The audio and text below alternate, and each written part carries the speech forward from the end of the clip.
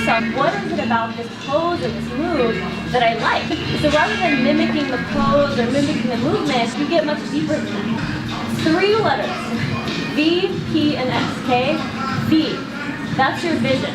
So I want everyone to close their eyes.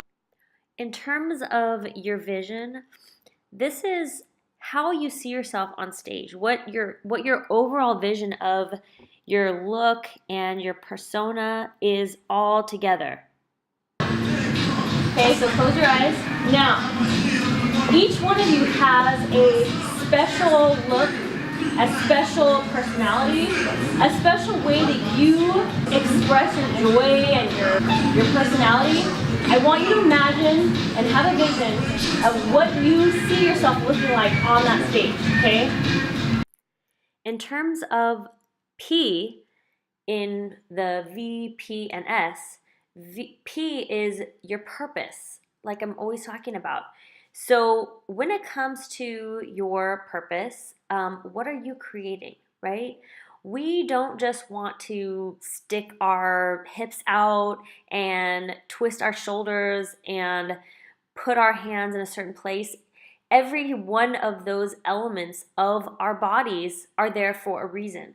So in this particular clip, I am trying to show this beautiful competitor that it's not just about holding her body in a pose. It's about creation. So what we're trying to do is angle her hips in a way that she is displaying that S shape more dramatically from the judge's perspective. By putting her weight in her back foot and twisting her shoulder around, she's able to do that. Now let's go right into the S of VPNS, the sculpture. The sculpture that you're creating is so important because you can have the best backside of the entire lineup, but if you're not displaying it the best, you could be shortchanging yourself a lot.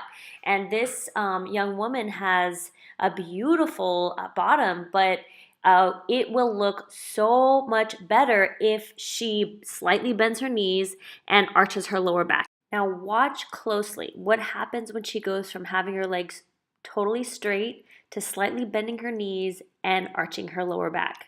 Notice the change that makes in her glutes. So here we are, we're going to try this again. Slight bend in the knees, arch in the lower back, and now we are creating a sweep in the quads, round our glutes. We're stretching out the glute ham tie-in area, and it will, I mean, you're supposed to be conditioned anyway, but it will also enhance any conditioning that you already have created for yourself. Now, again, about the sculpture, here's another common one that I see. People don't realize this, but the positioning of your arms can affect your hourglass shape. When your elbows are sticking out, your elbow distance is competing with your shoulders, and you want your shoulders to be the widest point.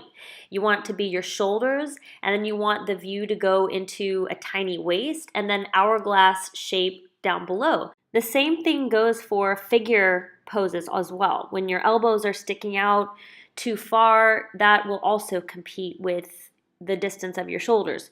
So our purpose, remember, is the V shape, the X frame, the hourglass, however you want to look at it. We want to create that shape. That's our purpose, and that is how we create our sculptures, from that ultimate purpose.